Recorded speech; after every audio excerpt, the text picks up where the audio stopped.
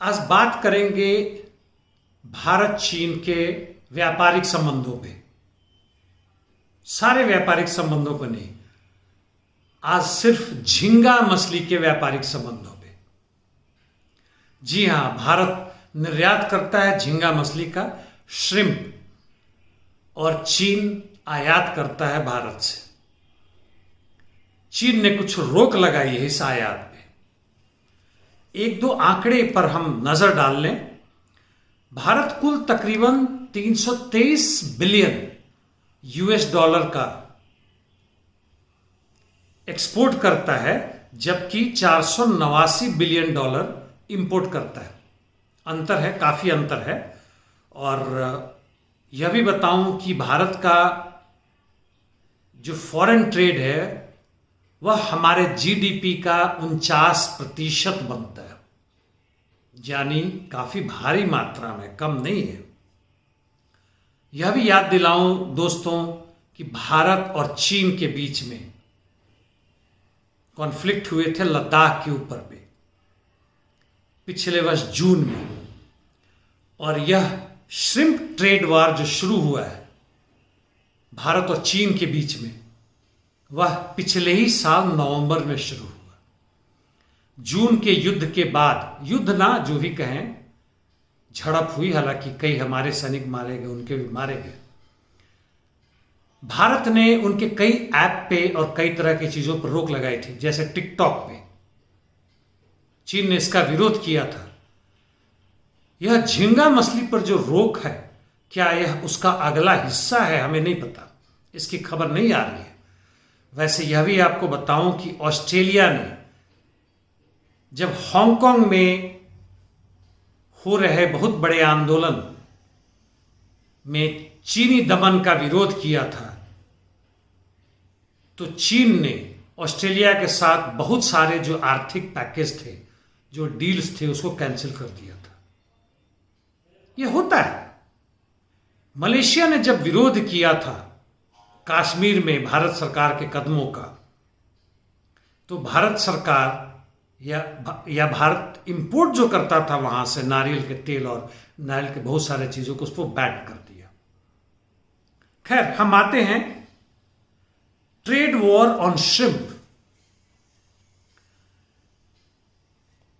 चीन ने phyto sanitary restriction लगा दिए हैं, यानी एक तरह का प्लांट डिजीज है जिसमें ये समुद्री खाद्य पदार्थ भी आते हैं, मछली है, ये श्रिम्प है, जो भी है, और जो भारत से आता था उस पर रोक लगा दी है।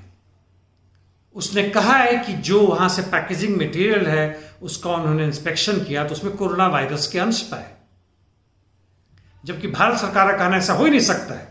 वैज्ञानिक आधार नहीं है, प्लास्टिक और पैकेजिंग मटेरियल पर कोरोना वायरस का अंश नहीं आते।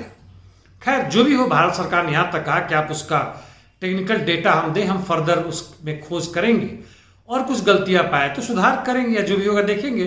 चीनी सरकार ने कुछ भी टेक्निकल डेटा देने से मना कर दिया। भारत सरकार वर्ल्ड ट्रेड ऑर्गेनाइजेशन में भी गया है चीन के खिलाफ शिकायत करते हुए। आखिर इतना हंगामा क्यों? ना चीन लेता है तो ना ले। इसका कारण यह है कि भारत दुनिया का सबसे बड़ा निर्यातक देश है झींगा मछली का, श्रिम्प का। जी हां, और चीन दूसरा सबसे बड़ा देश है जो भारत से श्रिम्प का आयात करता है।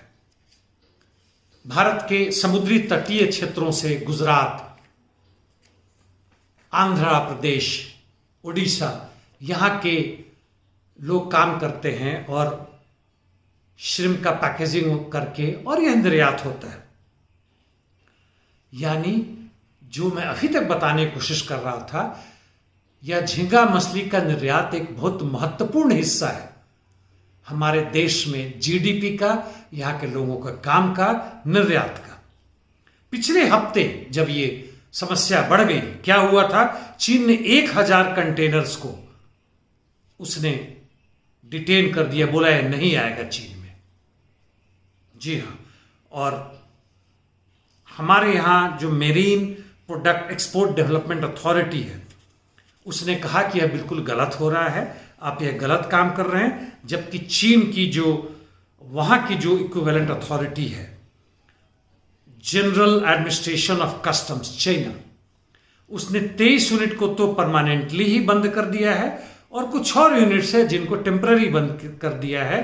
हालांकि भारत सरकार का कहना है कि किसी भी कंपनी को आप 4 हफ्ते से अधिक बैन नहीं कर सकते, यह चीनी सरकार का ही नियम है। खैर जो भी हो, इसके कारण जो भारत का निर्यात होता था उसमें 32% की गिरावट आई है।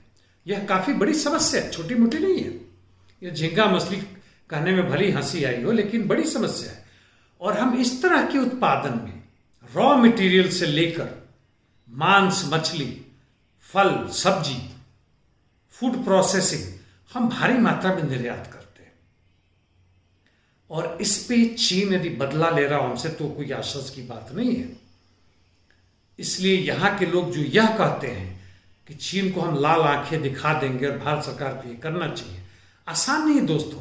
भारत सरकार यहां की पूंजी के विकास के लिए काम कर रही है, उसी से तो जीडीपी बढ़ता है या घटता है।